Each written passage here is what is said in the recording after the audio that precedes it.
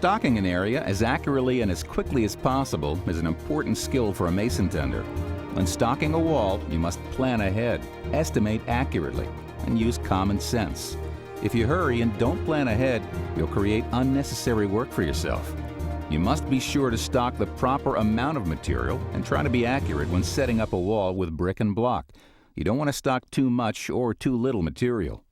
In order to perform your job as a mason tender efficiently and safely, you must have proper tools and safety equipment available. Common PPE includes a hard hat, eye protection, hearing protection, work gloves, work boots, and respirators if mixing mortar or dry saw cutting. Some of the common tools used by a mason tender stacking masonry include a claw hammer, tin snips, keel, tape measures, wire cutters, tool belt, and short and long handle flat shovels. A good tender knows what the mason will need long before the material has to go in the wall. The mason tender needs to be able to read the wall, which means gathering information about the project from the prints and from his supervisor to determine all of the materials needed for the wall. When setting up materials for a wall, the tender needs to ask some basic questions. How many and what type of block or brick are needed? What type of wall anchors, fasteners, and reinforcement are needed? Do we need flashing or weep holes? Where and what size cuts are needed? Accurate estimates of material are so important. By being able to read the wall and getting answers to your questions, you will know what kind and how much material to have stacked in place for the masons. After you've calculated the amount of materials for the wall, you're ready to begin the job setup. Gather all of the tools, materials, and equipment needed for the project. Place the material close to the work area for easy access. Beginning at the concrete foundation corners, measure approximately 30 inches to 60 inches out from the wall footer or foundation. If the ground is uneven, level it the full length of the wall foundation as best you can, so block can set flat on the ground and won't fall over when more block are stacked on them. At this point, you can set up the mud pans and boards approximately 7 feet apart and begin the block stacking procedure.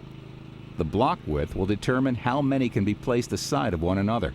When block is stacked side by side, the width of the stack should not exceed 5 feet, and the height should not be more than 4 feet. When stocking brick at ground level, the same procedure for stocking block is used.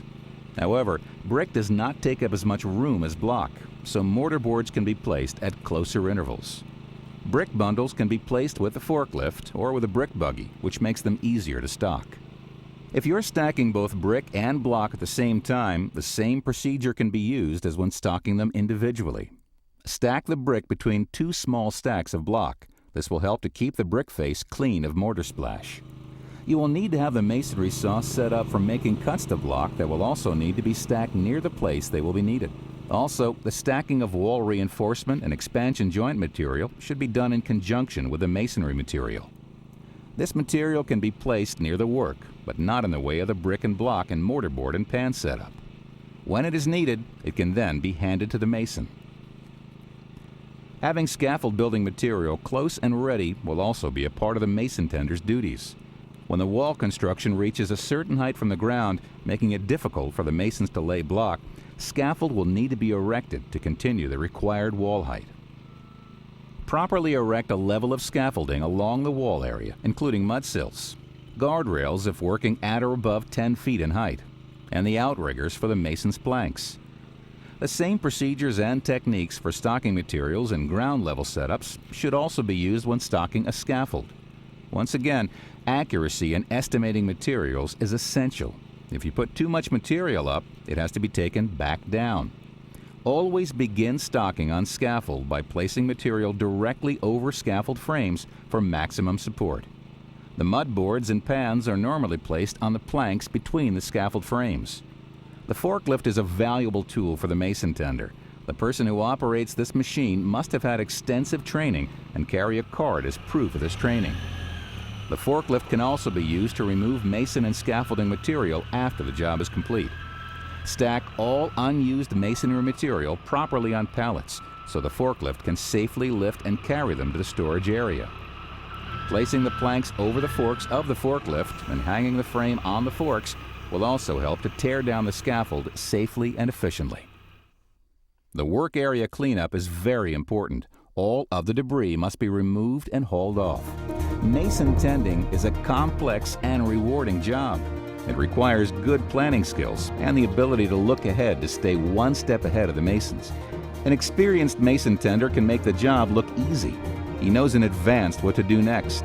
He has all the needed materials in place. A good tender probably knows as much about constructing the wall as the mason does. Through experience and by learning the tricks of the job, you can save time and work much more efficiently.